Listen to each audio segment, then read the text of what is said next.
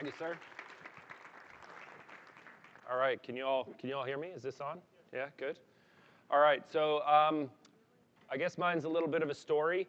It's just lessons learned over the last almost 20 years of working in pro soccer. I'm originally from Canada, didn't play any soccer. We didn't have soccer in my town, and migrated to the States, went to college, and just kind of found myself at Bayern Munich as my first soccer job.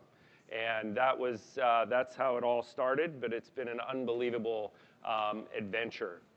By trade and training, I'm a physical therapist, athletic trainer, strength and conditioning coach, kind of jack of all trades, master of none. And someone said to me once, is like, hey, broad spectrum competency, that has value. So that's what I'm leaning on. So just a little bits up on the screen. I think the big one here is the 20 plus cultures, languages, and religions. And you know, it's all around belief systems. And it's amazing to travel around the world to get everybody's perception of how performance, wellness, soccer, all these opinions of things. So these are some of the things I'll share with you today. And a lot of it's been kind of covered in the Davids, Christina. So there's all these bits and pieces. I'm just going to probably put them more in a story form and in the metaphor of soccer itself. So what I've learned from the beautiful game isn't just about football, but it's also how to build teams behind the teams. So just working with people every day, right? Like your teammates on the pitch. And it's about the systems, leadership, and how people thrive in complexity. So how do we deal with these difficult situations? And kind of the lessons I'll go through, these 9 come from around purpose, people, and performance. And so the first one is build systems that outlast individuals. So you want to have really good systems of play, phases, principles, a mission, a vision, values, to have filters for people to help make decisions. So coaches have to do it every day, and it's in the group and how we work that has to happen. And kind of how I frame this always is, as a head coach, what are the decisions? How do they have to manage things? Is I take into effect as a director of performance. So you're trying to using some of the same kind of principles and concepts that a coach interacts with their players for how we interact as a staff. And so a coach, ultimately, the goal is to score goals and defend goals, right? That's what wins or loses games.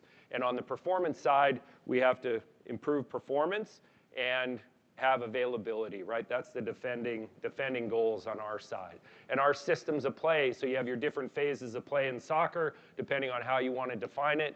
And then we have our different systems, phases of play in performance and rehabilitation.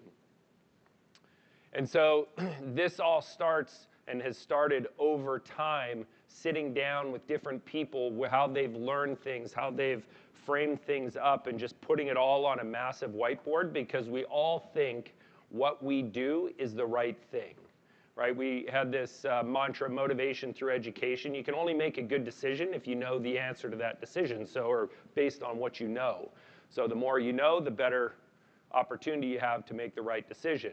And so a little story, when I first got to Bayern, and some of you may have heard this before, a player said, Darce, I'm the best player in the world at my position, and I've never lifted a weight. Why should I start now? And I was like, whew, that's a great question. And it really got me thinking about how I was going to approach the players. And it came down to the formula of power, because when you talk to coaches, they want powerful athletes, repeated powerful performances. And so I just went back to the science. Power is work divided by time. And as a performance person, right, we always think about work, more work. You got to work harder. And the power piece has that other point to the formula about time. And time is a factor of efficiency, right? So if I'm just more efficient, I'm more powerful instantly, right? I just get a little more efficient, and I've instantly become more powerful. And that is the game. If I'm really efficient technically, tactically, decision-making wise, I'm instantly a powerful soccer player. So for this player, he was unbelievably efficient at the skill of soccer. Wasn't so great about all the other components. And then the other one is when I got and started working with more Spanish colleagues that come from the kind of model of variability and variability training, I was like, God, these guys, the quality of movement, like I'm a quality of movement guy, and these guys are doing all kinds of standing on Bosu balls and doing all kinds of what I thought was weird stuff, and classed under variability.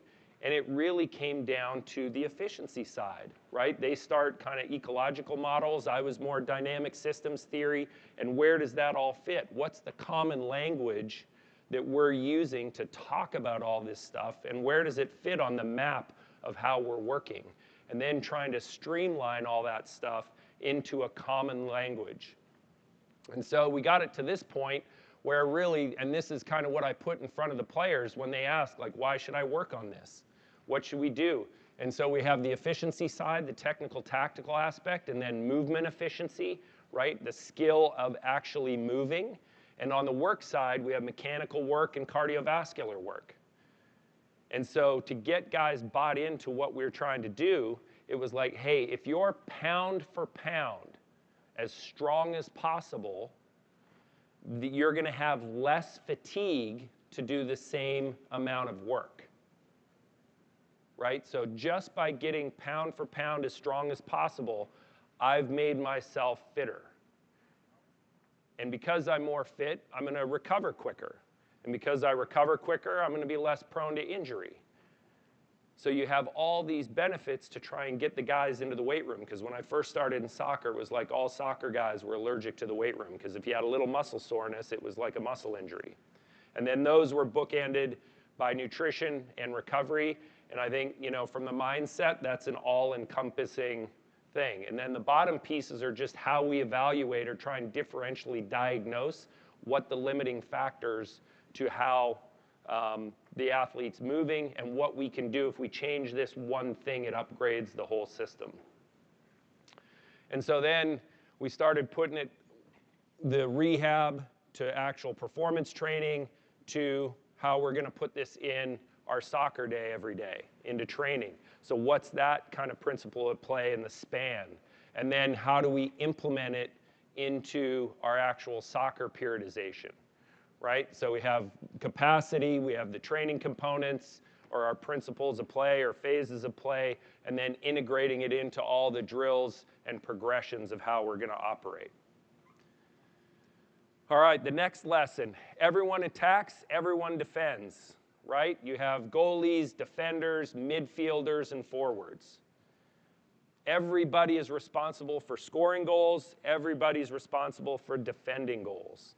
And it's no different with the team behind the team. You have your specific roles and responsibilities. But sometimes, like even in the last minutes of the game, you're down a goal trying to tie it up. The goalie comes from the back to try and get a header and put it in the net and score a goal. Right? It might not be all the time, but there might be those moments where that goalie, who's your primary defender, has now got to attack. And so everybody has a responsibility to the system, also the team behind the team. And we have to appreciate that. We get stuck in our day-to-day tasks and how we're doing, but you got to look up, you got to see what's going on in the game, and you got to be able to see a need and fill a need. Third one is language drives alignment, really trying to understand how the words you're communicating, right? Now we say like, gosh, my languages are kind of word soup in my head, but if I can come up with an example, like in Italian, strength is forza, in German, stark, in English, strong, right? They all say the same thing, but we're using different words to describe the same thing, and that's all this stuff is. It's spending time to figure out the language of how we're communicating what we're trying to do. And I think that's also an amazing thing about soccer is just all the languages that are involved in the games or in the teams that you see every day. Phenomenal book called Tung Fu, and it's kind of, I think I've given it a capture, words to lose and words to use. And I think really paying attention to the detail of how you communicate things. And I'll just give you an example. Like if I say, hey, you should have done this, right? You get pissed off because, God, I should have done it, and you dwell on it. Or if I say, hey, next time, try thinking about this when this comes up, right? That's it. Like next time, yeah, I can do something about that. I'm ready to go and move forward, right? Those are just like little cues. Nobody wants to change, but everyone wants an upgrade. So again, trying to pick those words and be really conscious of how you're communicating, both within the group and with the players. As it relates to people, design systems for the humans in them. Again, soccer, you have a bunch of qualities that your players come with, right? And it's up to you to figure out how you're going to create your formation to play. Are you going to play a 4-3-3? Are you going to play a 5-4-1? What's your talent pool? What's the objective, and how do you fit those rules or those roles? The same thing, we don't call them substitutes, we call them solutions, because you have other staff or groups that may have a specific quality to help you with that solution for the problem to get to your goal. Develop the talent you have, right? Train awareness, not just execution. So you have a certain budget. Some teams have bigger budgets, some teams have less budget. So you have to go try and find the quality that the budget you can afford, and then it's up to you to coach them up and get them better. And that's where good systems, structures get everybody aligned quicker, spending that time. Lesson 3 is kind of that 360-degree leadership, also another great book, right? Managing expectations in all directions. As a player on the field, if I'm a midfielder, I have to communicate with my forward to say, hey, when you do this, I'm going to do this. You can expect when this happens, I'm going to do this. Same thing if I'm a midfielder to the defender, and so forth throughout the group. So spending the time to communicate. And for me, it all starts with trust. And a great book, and they've kind of boiled down trust to a formula, and it's just a mental model that we use all the time to really internalize, are we gaining that trust with the player, with the individual, with the coach, with my teammate? And the formula goes like this. Trust is either capability or credibility, plus reliability. Do I show up, and am I consistent with how I operate, what I do? Plus intimacy, spending time together, right? Going through the hard slog to get to where we're going, divided by self-orientation. So what is the common goal? Because if our goals aren't aligned, trust is going to start to be compromised right away, right? So really understanding what we're shooting for and how we're getting there. And then, you can grade, they talk about it in the book, grading these out. So if you're looking, just as a relationship, a one-to-one relationship with somebody, right? Do they perceive that I'm capable, that I'm credible? Am I reliable? Do I show up every day at the same time? Am I consistent with my messaging? Am I consistent with how I do things? Do I have empathy in those difficult moments to work with people, to work through those problems? And then do I have their best interests in mind? It might not be the same as mine, but trying to understand where that mutual point is. So on the performance side, this is a drawing of our kind of return to play. It's a little bit of a pet peeve of mine of the language of return to play, where we talk about stages and phases. And for me, it's not like that. Like a stage is a point, then, okay, I'm good at this point, now I can move to the next point. And I get its language, but it's really sensitive. For me, it's like a Gantt chart. If you can do something on this project piece, that unlocks other areas that you can kind of continue to work. And so it's a really big part, and we kind of have our whole progressions, regressions, lateralizations laid out. So when someone's at a certain point, you know that they should be able to do all these pieces. And it's a very criteria-based scenario. So your system has to be robust enough to deal with the opposition, or deal with the opposition you're faced with, or the situational things that come up. So David talked about this yesterday about pre-mortems and post-mortems, right? Taking the time to walk through and prepare what may happen, and then spending time reflecting on the various situations that you go through to learn from, which then goes to lesson 2, debrief like a team, learn like a system. So you need film time, right? Coaches and the players are always, in the room having film time to really review and understand the various situations. The same thing happens with the staff. And they always complain like, hey, Darce, come on, get out of here. We've been here all day. I'm like, hey, the players have to do film. We have to do film. We have to go through these pieces and understand how we're going to get better every day. What did we learn? Why did we learn it? Why did it happen that way? Can we improve the system? Really communicating those day-to-day pieces.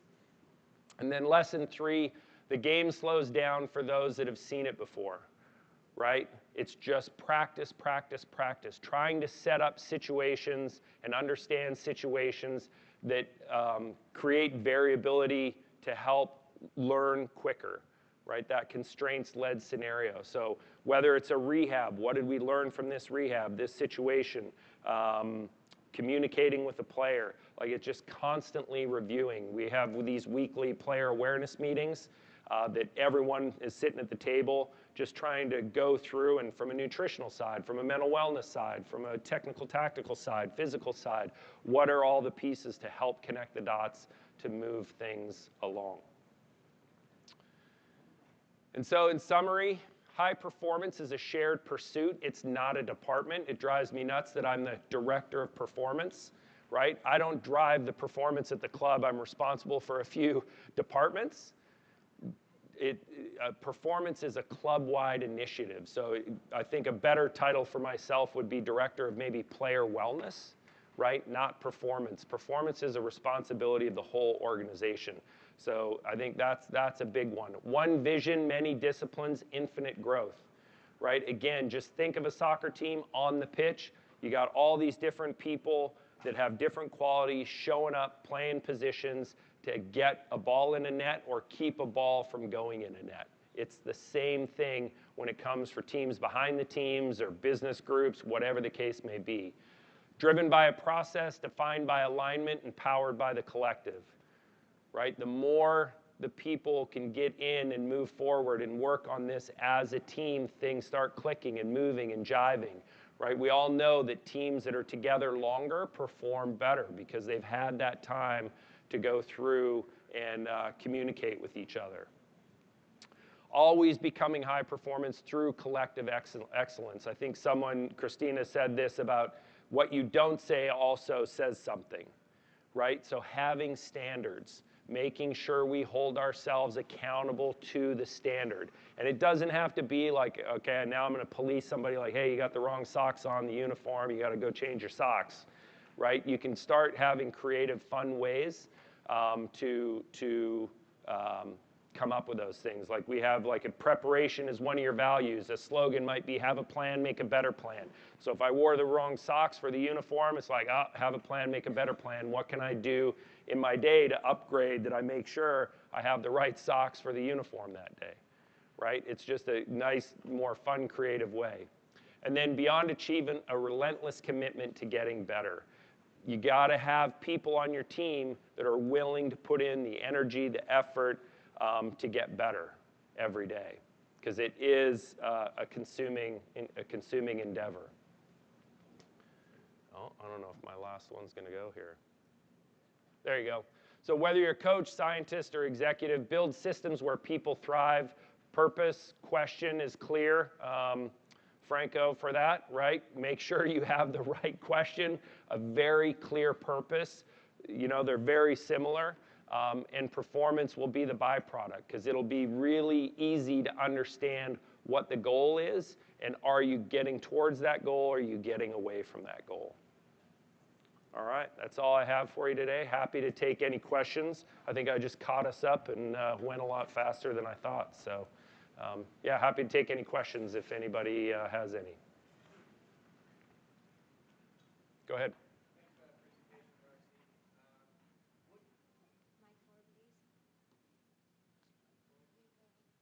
Thank you. What strategies do you use to ensure that everybody on your team, whether it's medical, performance, coaching, is speaking the same language at the table and ensuring that the message isn't getting lost just because the way that we communicate might be different across an organization? Thank you. Yep. I think just asking questions of like, hey, can you define that? What does that mean to you? Trying to figure out what their reference point is. when they're talking about a certain topic. And I think like we play the word game all the time on the whiteboard, like, oh, you call it that, I call it this. Oh, I didn't realize that. And we just start writing down all these words, right? Just like trying to come up with a shared vision. Everyone's got their own kind of version of what their vision might be, but you put it all together, pick those common words that encapsulates the whole group's ideas and concepts, and then agree to this is how we're going to frame things moving forward. So it becomes really clear. And then, you know, it's habits. You use a certain language or a certain word for something. I may use a certain word. And so when they use that word, it's also confirming, do you mean this or do you mean that? You know, if there's any confusion. So taking the time to really work through those bits. And it's tough because we all feel like we don't have time and you're just rushing around. But I think someone said it yesterday, and it's one of our values is communication, because it's where 80 or 90% of problems start is a lack of good communication. So really being mindful of taking the time to communicate effectively. Yeah. All right. Oh, in the back? Yeah, that's all right.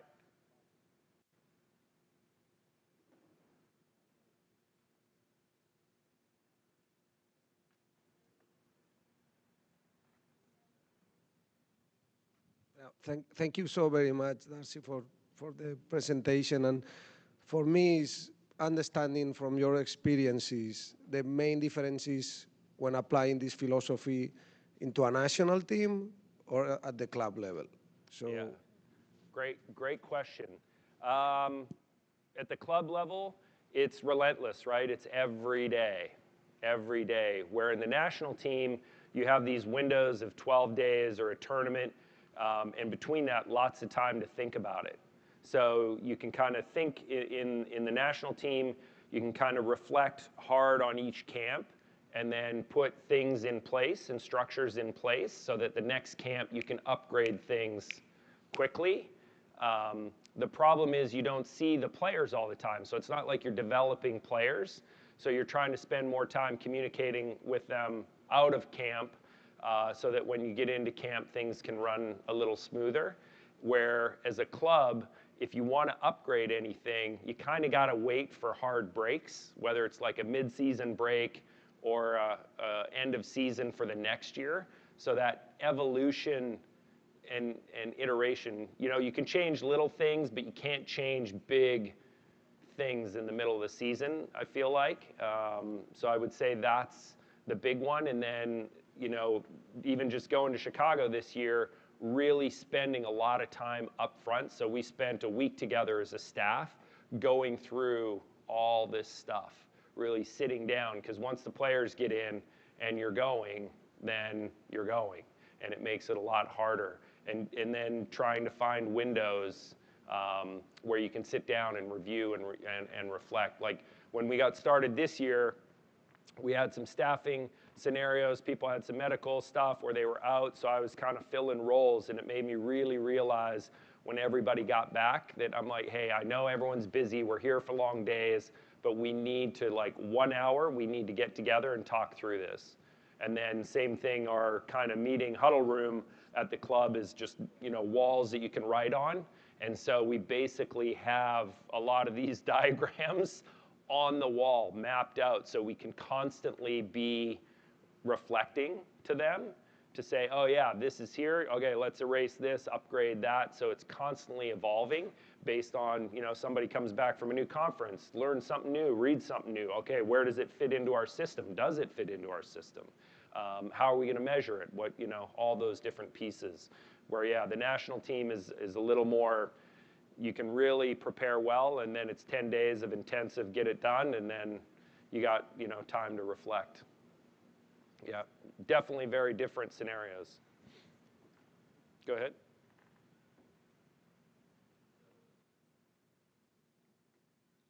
Right here in the front. To the left, yep. So as a new physio student, right, what are the steps that you should take on in the early stages to gain that trust to gain the trust of an athlete and coaching staff? Yeah, I would say have really strong systems. So one of the things early on, I say, if you know what straight is, then you know what straight isn't. And so get your systems and structures, really dial them in, that you can, like, if it's your evaluations, do the same evaluation just every time. So consistency, consistency, consistency. That way you start seeing what, straight isn't. The more if you know what good looks like, then you know if anyone's outside of that curve. And then, for me, there's those little intangibles that, when I show up in the morning, I'm usually one of the first people there. So people start thinking like, God, Darcy lives here. Like, he's always here. I'm one of the first. It's my choice, so no one's forcing me to do it. But I'm usually one of the first ones at work every day, and I'm usually one of the last ones to leave because I want people to know that I'm there always ready to go. The other one is I'll always try and bring good energy because a lot of sports, you're trying to go for performance every day, and it's chemically taxing, right? Like, it's hard. And there was days, like in my days in Rome, and Ed and I commiserate on this, I would sit in the parking lot because it was a very challenging environment. I would get to work, and I would have like 5 minutes of meditation in the car of just like, okay, here we go, psyching myself up. It's going to be a tough one. I have to have some hard conversations with people, but I'm going to make this happen. I'd walk in, be like, woo, let's go, we're ready. And you have that hard conversation, and it just sucks the life out of you. And you're like, oh my God. But trying to just bring good energy every day, because it is a tough, sports are tough, and it's easy to get down, so just trying to constantly pick people up. And if you add energy to the scenario, people are going to appreciate that. And then the consistency. My daughter's a professional snowboarder, and we always talk about be the person that the other riders want to have in the van. So if they're doing a backcountry trip or going to film something, you want to be the person that they're like, hey, we'd love to have Darce on this trip because he always brings good energy, he's always positive, he's motivated, he's fun to be with. And so those little intangibles go a long way. And then obviously just keep honing your craft, be good at what you do. Yep. Okay.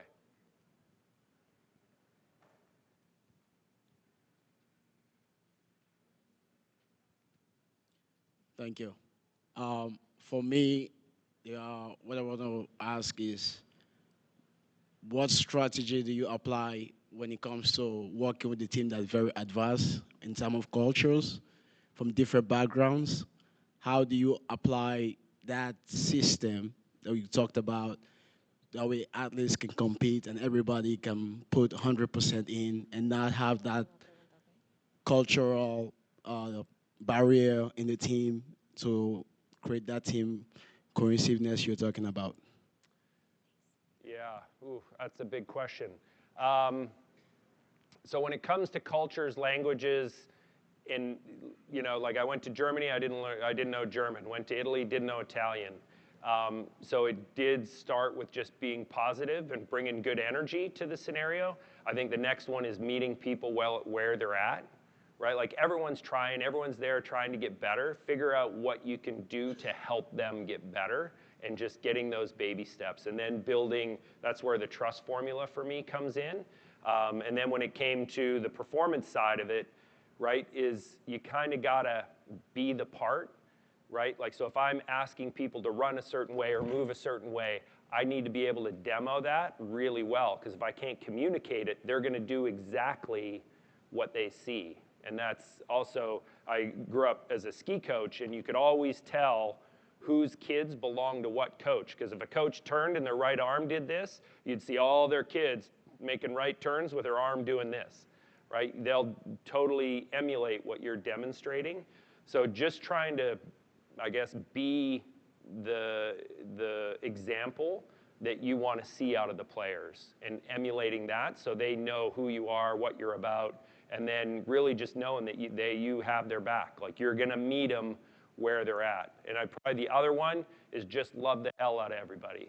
So like we got a player right now that you could just tell he came from a very difficult background, and he was very sensitive to criticism.